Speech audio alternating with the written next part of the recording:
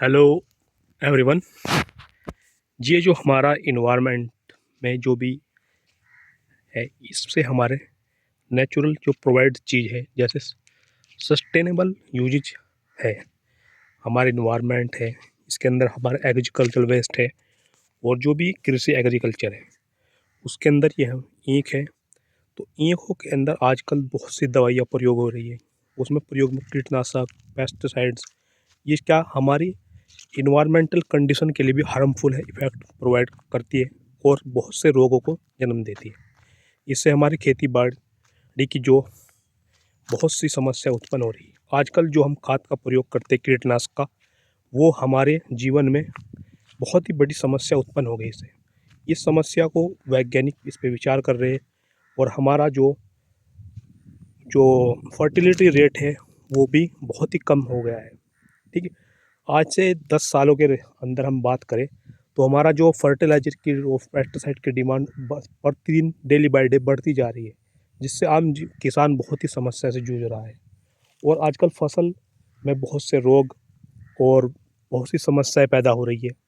तो इस समस्या को दूर करने के लिए किसानों की ओर केंद्र सरकार को और हमारी सरकार को ध्यान देना चाहिए कि फर्टिलाइजर पेस्टिसाइड को दूर करने के लिए नेचुरल फार्मिंग का जोर देना चाहिए, जिससे हमारी फार्मिंग नेचुरल हो और जो भी फसल उत्पादन हो वो हमारा अच्छा हो और हमारी जो जो मिट्टी है वो भी उपजाऊ हो।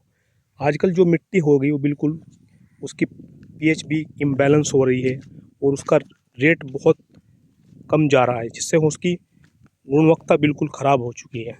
आज हम जितना ही फर्टिलाइजर यूज करते हैं, अमोनियम सल्फेट, डीपीएपी, एनपीके, सब क्या होता है, इससे हम हर साल इसकी ज़रूरत बढ़ती जाती है खेती के लिए।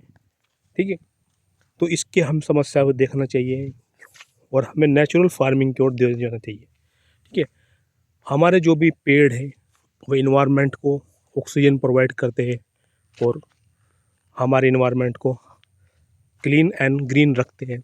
इसी तरह हमें सस्टेनेबल केमिस्ट्री पर 12 प्रिंसिपल जो हमारे हैं उन पे गौर करना चाहिए और उनके ऊपर ही हार्मफुल हार्मजेस सब्सटेंस को हमें दूर करना चाहिए। इसे एग्रीकल्चर से हम जोड़ सकते हैं।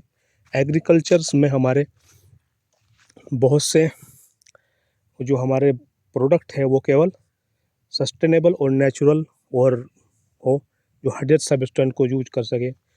जो हमारे जो भी मतलब जो जैसे अर्थवर्म होता है, इसके हम यूरिया डाल देते हैं, इससे क्या होता है उसके बहुत सी चीज़ें मर जाती हैं। ठीक है, जो ज़्यादा मात्रा में किसी चीज़ को डालना वो नुकसानदेह होता है। ठीक है, इससे हमारे बहुत फसलों को नुकसान होता है। आजकल हमारी कीटों, पेस्टिसाइड्स और इनकी समस्या प्रतिदिन बढ़ती जा रही है खेत के अंदर, जिससे हमारे ह्यूमन जो होता है इनके साथ जुड़ा हुआ होता है, तो उन पे भी इफेक्ट पड़ रहा है आजकल। आजकल पोल्यूशन की समस्या बहुत बढ़ती जा रही है और इन्वायरमेंटल बैन हो रहा है। जैसे दिल्ली शहर हो गया, उसके अंदर भी क्या है, पोल्यूशन की समस्या बढ़ती जा रही है। तरह तरह के केमिकल्स, पेस्टिसाइड, हार्मफुल व्यक्ति हुए, तो यहाँ से बहुत से प्रकार के many disease are cause in India, in Delhi and farmer and agriculture to crops in poisonous and substance and to growth no minerals जैसे जिंक, पोटेशियम, कैल्शियम, आयरन, ये हमारी फसल में नहीं मौजूद, जिससे हमारे करें बहुत से रोग पैदा हो रही है।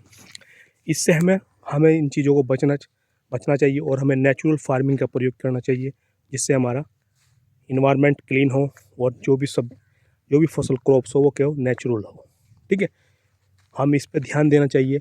आजकल बहुत बड़ी समस्या उत्पन्न होती जा रही है इसकी, तो इससे हमें की ओर ध्यान देना चाहिए।